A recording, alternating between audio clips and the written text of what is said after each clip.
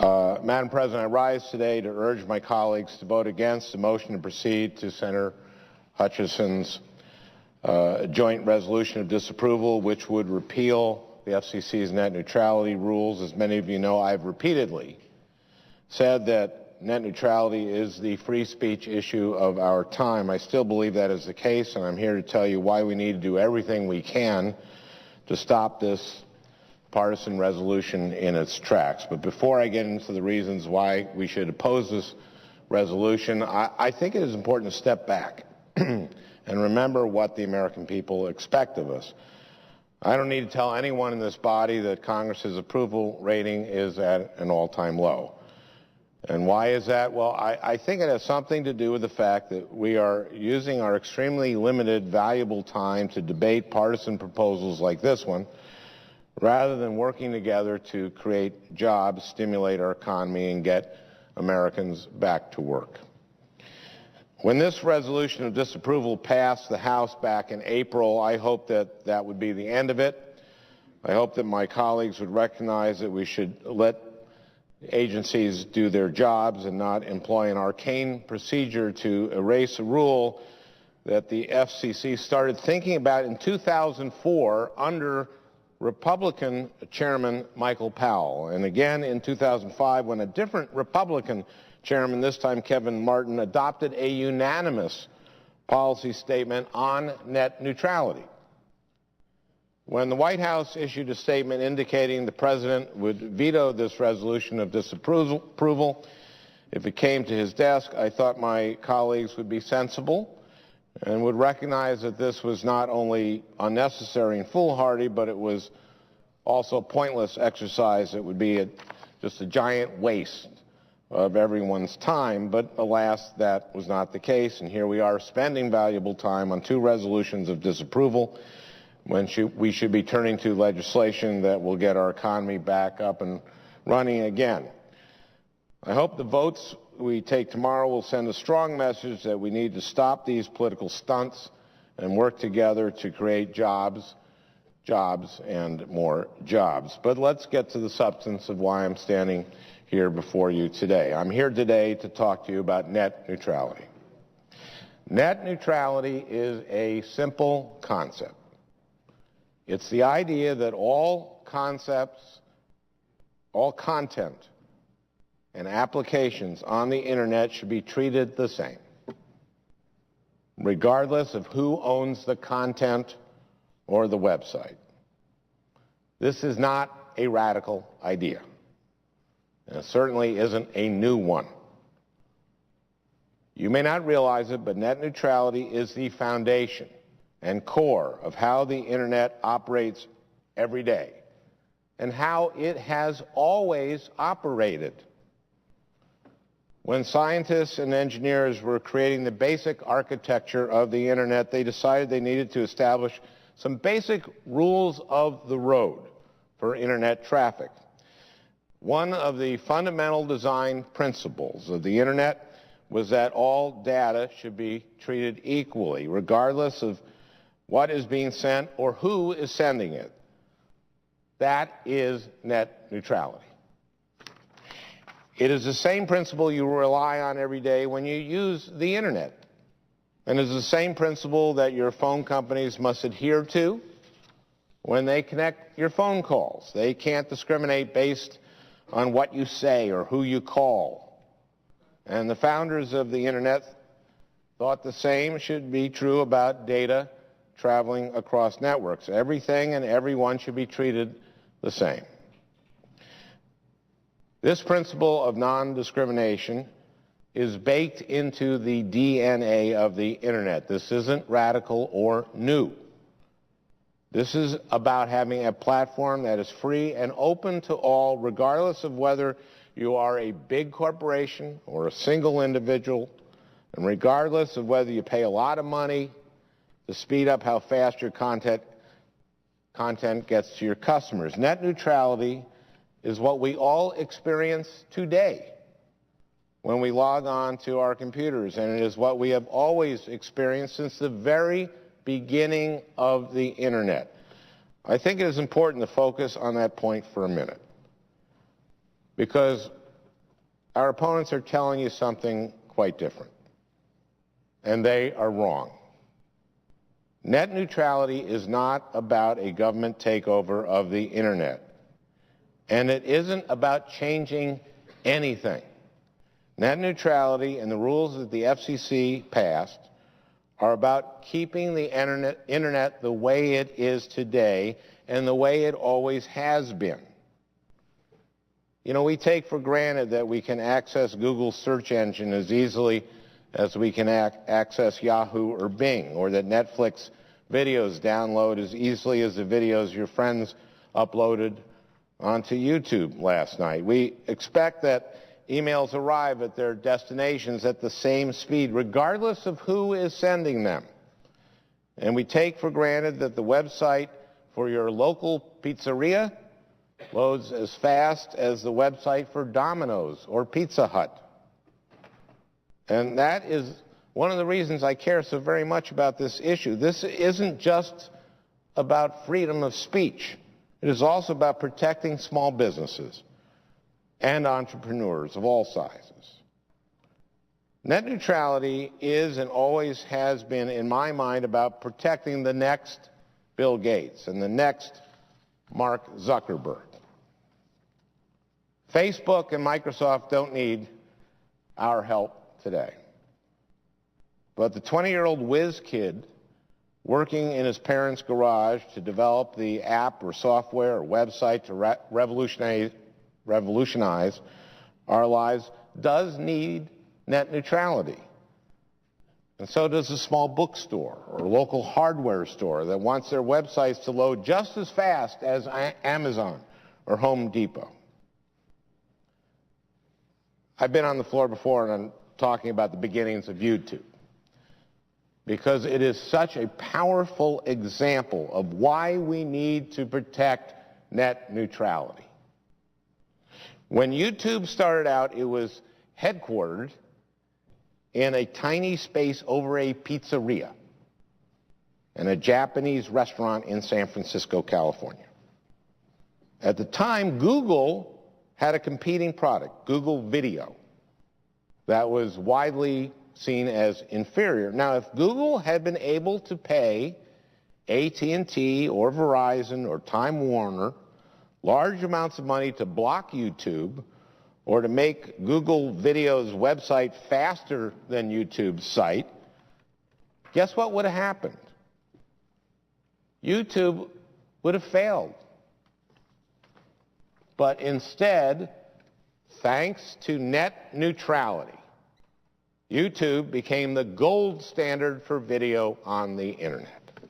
And YouTube was able to sell its business to Google for $1.6 billion just 2 years after its start. I love that story because it is a testament to the power of the internet to turn people with great ideas into overnight successes, and it happened because we had net neutrality.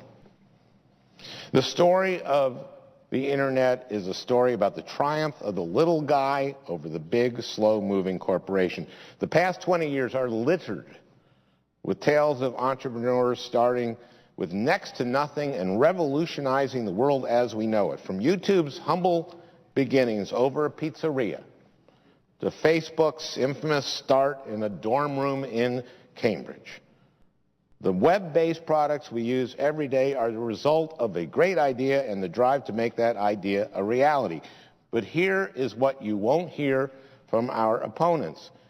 Facebook and YouTube and countless other web-based products might not have existed today if it were not for net neutrality.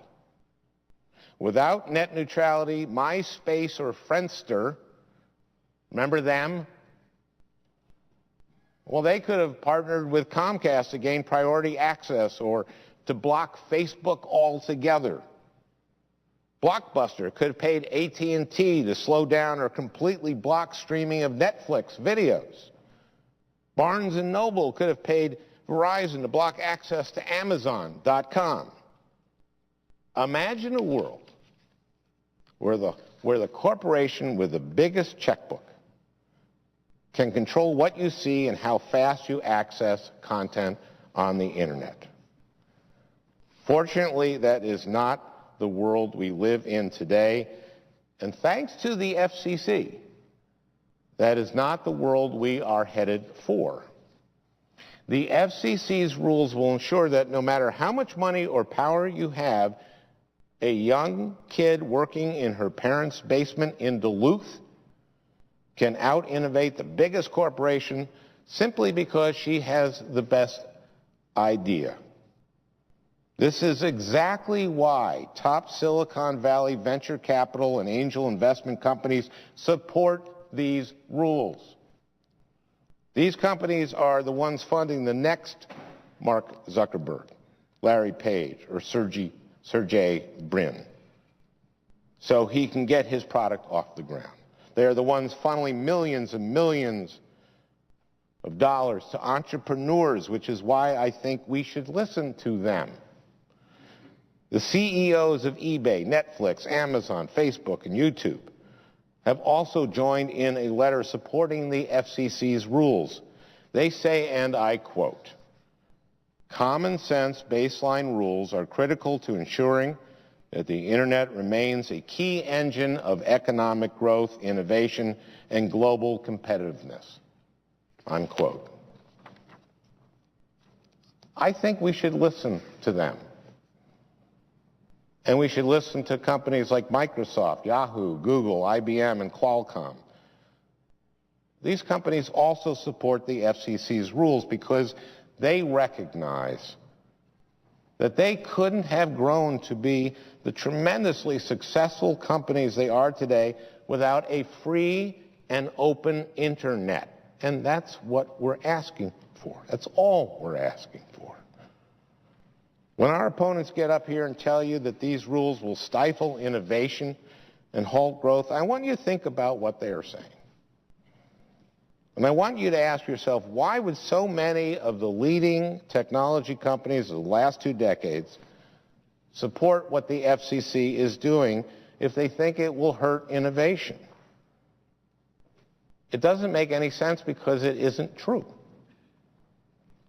Net neutrality and the FCC rules will protect the innovators and entrepreneurs that have made the Internet what it is today and what it will be tomorrow. But don't take my word for it. Listen to experts from Bank of America, Goldman Sachs, Citibank, Wells Fargo, Merrill Lynch, and Raymond Jones. These companies have all stated that they do not believe the FCC's current rules will hurt investment. Citibank said the FCC's rules were, quote, balanced, and Goldman Sachs said they were, quote, a light touch, and created, quote, a framework with a lot of wiggle room. And what is even more telling is that investment in networks that support wired and wireless internet has jumped since the announcement of the FCC's rules. In fact, investment is more than 10% higher in the first half of 2011 than in the same period last year. And venture capital firms poured $2.3 billion into Internet-specific companies in the second quarter of 2011. I think these numbers speak for themselves. And they tell a story of surging investor confidence following the FCC's vote on these rules, not the doomsday portrayal that you'll hear from our opponents.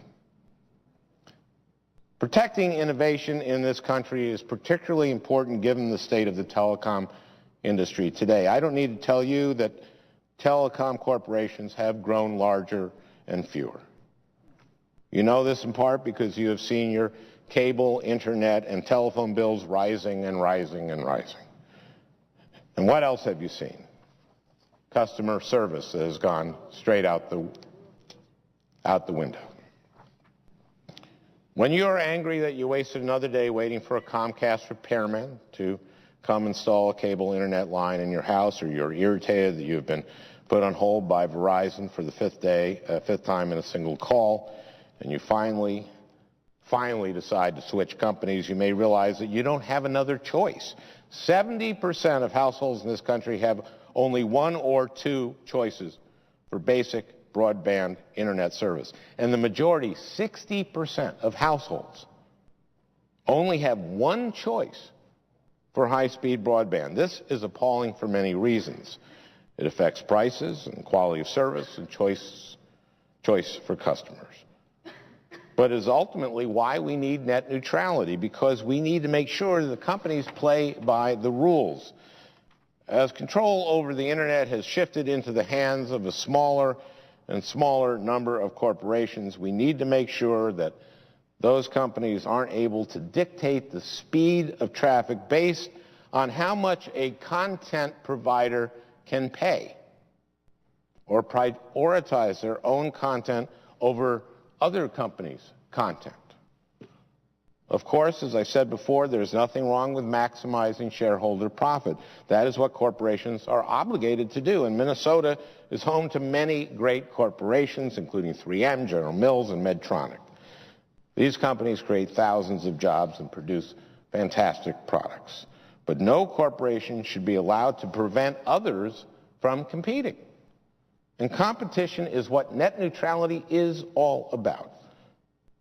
It's about ensuring that the next breakthrough product has the opportunity to reach consumers through a free and open and equal internet. But in addition to protecting innovation and small businesses in this country, net neutrality is also about speech. The internet isn't just where you go to shop for local products and services. The internet is where you go to find political campaign information and read local news stories. The internet is what helped fuel the Arab Spring, in large part because it has become the soapbox of the 21st century. Organizers and advocates are no longer stapling posters to bulletin boards to get their message out. They are now posting their messages on Twitter and Facebook. But the internet isn't just responsible for an upheaval in how campaigns and advocacy occur. It's also responsible for an upheaval in the print media world, because the internet is also the printing press and the library of the 21st century. This is why it is so important that we make sure that the corporations providing you internet service play by the rules and aren't able to profit by speeding up or slowing down your access to certain news websites or other places you go to access information. We wouldn't have wanted the Libyan government to shut down access to Facebook in the middle of protests in that country for the same reasons we do not want a corporation controlling what information and websites you are able to access in order to benefit their bottom line. Now, you know that I've been a proponent of net neutrality for a long time. You've heard me say, Madam President, over and over again how net neutrality is about keeping the internet the way it is. But the truth of the matter is that the FCC rules, while a step in the right direction, are very conservative. I wish the FCC had done more, but the FCC wanted to reach a consensus. And they made a concerted effort to address many concerns of telecommunications companies, large and small, when they drafted these rules. For our opponents to now claim that the FCC ignored public opinion or failed to consider the impact that these rules would have on businesses, it's just not true.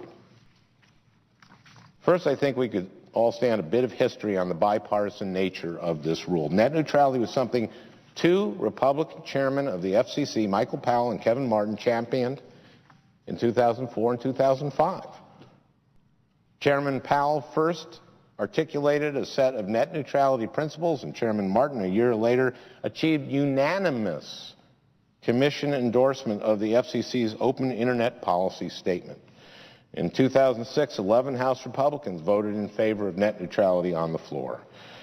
And the gun owners of America, the Christian Coalition, and the Catholic bishops joined with the ACLU, MoveOn.org, and the leading civil rights group to advocate for the same principles of openness and freedom on the internet. This debate started 7 years ago, and only after reviewing more than 100,000 public comments and holding 6 public workshops did the Commission finally issue a rule. To claim that this was premature or rushed or not carefully considered is just plain wrong.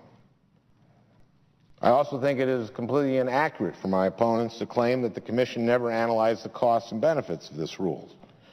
In fact, there is an entire section of the rule entitled, quote, "The benefits of protecting the Internet's openness exceed the costs," unquote.